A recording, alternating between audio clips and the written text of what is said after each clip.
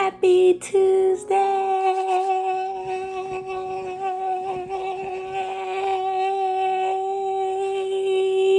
Please don't forget to like, subscribe, share, and I just appreciate any of the support.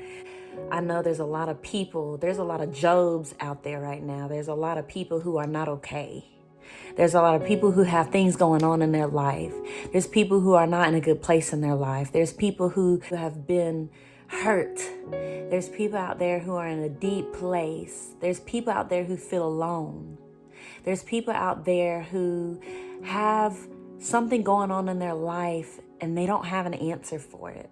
There's people out there who are not being supported. There's people out there who are not being loved. Today, this message is for you. I pray that this message gets you to a place of knowing that God is with you, even when you're not okay. And He knows it. My ultimate goal is to just share messages of love and that are guided by God. So we're just going to get right into it. If you have never read the book of Job and you're in a deep place right now, I really encourage you to read it so that you can truly understand that even through the midst of your pain and even through the midst of your suffering and even through the midst of your hurt, God is there. He has authorized it.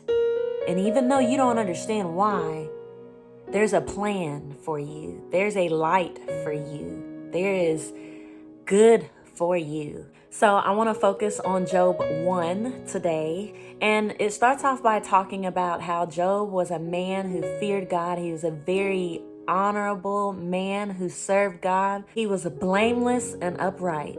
He feared God and he shunned evil. He was the greatest man among anybody in the East. Yet he went through so much. He suffered. He endured pain. One day the angels went to the Lord as well as Satan. And the Lord asked Satan, "Where have you come from?" And Satan said, "From roaming through the earth, going back and forth." And the Lord is the one who told Satan, "Well, have you considered my servant Job? There is no one on earth like him. He's blameless, he's upright, he's a man of God, and he shuns evil." And Satan asked him, "Does Job fear God for nothing? You have blessed him. You have blessed the work of his hands." Satan told the Lord, "But now stretch out your hand and strike everything that he has.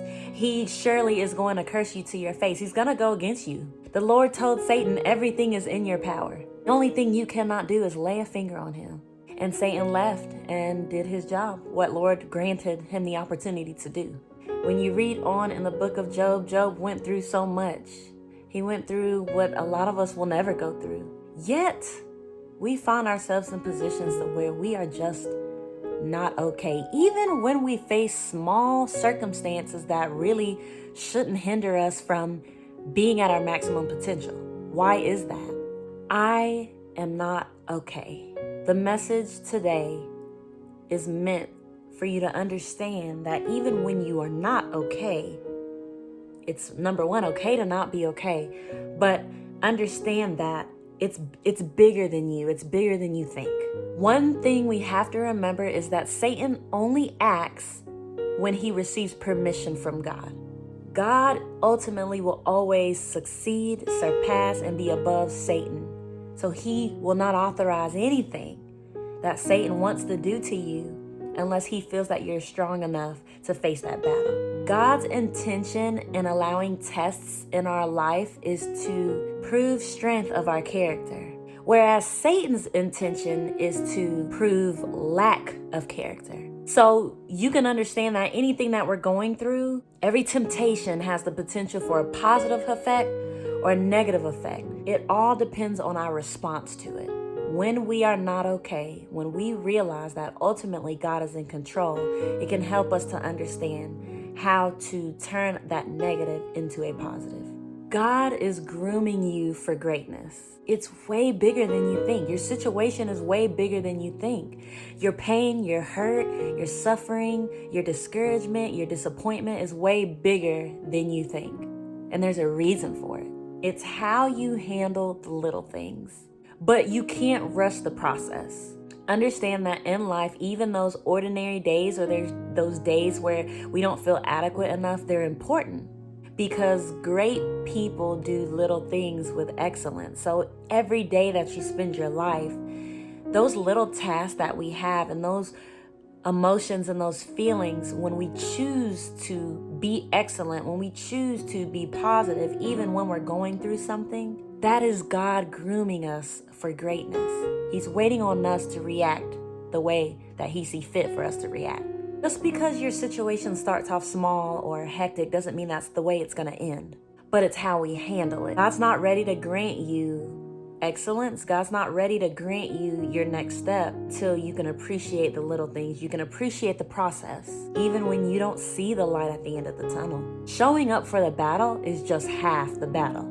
God's just waiting on you. See, think about it. He can't and He won't bless us with the big prize until we learn how to handle the smaller things. The enemy's job is to try to make us feel inadequate so that we are not worthy.